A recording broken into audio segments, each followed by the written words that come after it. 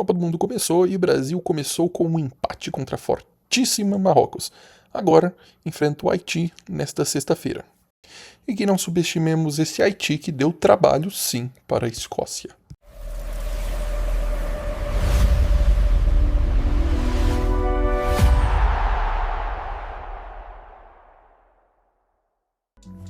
Esse time do Brasil não tem formação para vencer o Haiti. Ela tem 3. Ela muda entre elas dentro da mesma jogada. 4-4-2 quando defende, 4-2-4 quando ataca. E ainda pode virar um 3-3-4 no último terço ou até mesmo um 2-3-5. Isso não é bagunça, isso é design. E hoje eu vou te mostrar exatamente como esse sistema funciona, porque o Haiti não tem resposta para isso. Afinal de contas, como é que esse Haiti incomodou a Escócia?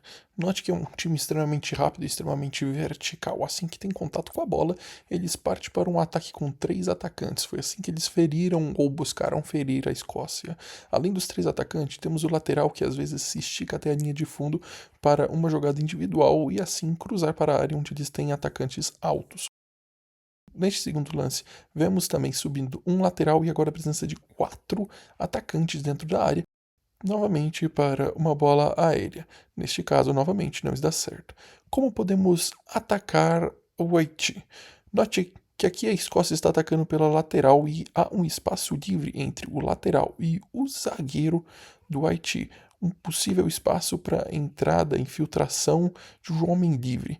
Note que assim que é realizado o cruzamento, a entrada da área ela está aberta sem nenhum homem de defesa ocupando, permitindo uma possível infiltração e gerando assim uma oportunidade de gol.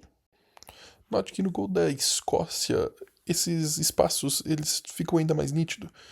Note que nesta formação defensiva de 4-4-2 há um espaço entre o zagueiro e o lateral, onde a bola é enfiada em profundidade. O lance ele recua para que o lateral pudesse realizar a construção, mas note que ali no meio da grande área há um espaço em que poderia ocorrer uma possível infiltração de algum jogador escocês que não foi bem aproveitado. No decorrer do lance ocorre o cruzamento dentro da área e o goleiro realiza a defesa. No rebote, note que o espaço ainda no meio da grande área permanece. E aí sim está lá o número 7 da seleção escocesa, John McGinn, para aproveitar a oportunidade e marcar o gol da vitória escocesa. Acredito, portanto, que a seleção ideal para vencer Haiti seria com Alisson no gol, indiscutivelmente, a nossa dupla de zaga com Magalhães e Marquinhos. E aí viria os nossos laterais. No lado esquerdo teríamos Douglas Santos, do lado direito haveríamos o Danilo. Danilo recuperando a sua vaga na lateral direita no lugar do Ibáñez para poder armar e trazer um Brasil pelo menos um pouco mais ofensivo nessa partida contra o Haiti. No meio-campo teríamos Bruno Guimarães e ao seu lado acredito que o Fabinho poderia, depois de um péssimo jogo do Casemiro, ocupar essa posição.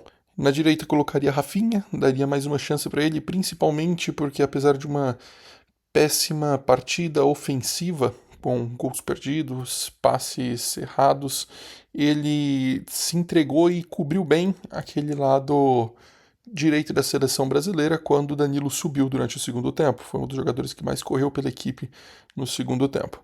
Colocaria Vinícius Júnior na esquerda, depois da belíssima partida e do futebol solto que vem jogando.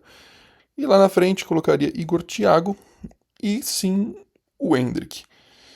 No entanto, uma situação que pode ocorrer é a saída do Endrick para a entrada do Martinelli, e aí sim a centralização do Vinícius Júnior para fazer esse serviço de segundo atacante, algo que na mão do Ancelotti funcionou pelo Real Madrid, e a outra mexida seria a entrada do Luiz Henrique no lugar do Rafinha, devido a seu péssimo jogo ofensivo no jogo anterior. Eu não me surpreenderia da entrada do Casemiro para recompor, se provar novamente contra uma equipe um pouco mais inferior, que seria o Haiti no nosso grupo. Uma outra opção que acredito que possa ocorrer seria a repetição da escalação do jogo contra Marrocos, porém com Fabinho no meio e Luiz Henrique na ponta, ou o próprio Fabinho no meio e Rafinha, talvez, para ver como esse time funcionaria com o Fabinho no lugar do Casemiro, uma vez que O péssimo jogo do Casemiro no primeiro tempo fez com que todo o meio-campo da seleção brasileira tivesse um desempenho abaixo do esperado. Afinal de contas, considerando tudo isso, como esse time vai atacar? A princípio, o time partiria de um 4-2-4, que já foi treinado durante as datas FIFA anteriores, para uma armação em 3-3-4, com o Igor Thiago se aproximando dos dois zagueiros segurando lá atrás e o Endrick podendo flutuar na frente da entrada da área e os laterais dando apoio aos pontas.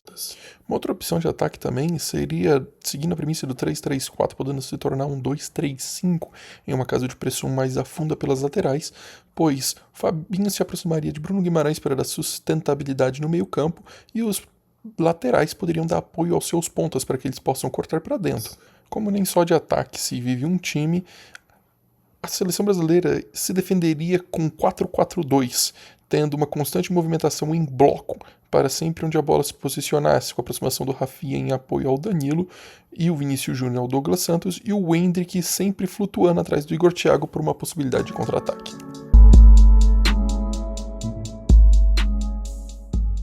Vendo então como é que funcionaria o ataque. Teríamos aqui então uma aproximação em linha de fundo do Danilo pela direita, quando atacássemos pela direita, e uma aproximação do Endrick para realizarmos uma triangulação entre ele e o Rafinha, abrindo assim um espaço para a entrada do Guimarães para aproveitar o espaço vazio na entrada da grande área e poder finalizar. O mesmo ocorreria do outro lado do campo. Bruno Guimarães se aproximaria de Douglas Santos e Vinícius Júnior. Douglas Santos cobrindo o fundo, abrindo assim então um espaço na entrada da área para a aproximação do Endrick, que sabe fazer isso e tem feito isso no Lyon, e inclusive na seleção brasileira. Destaca-se a importante presença de Igor Thiago segurando os dois zagueiros ao fundo da última linha defensiva.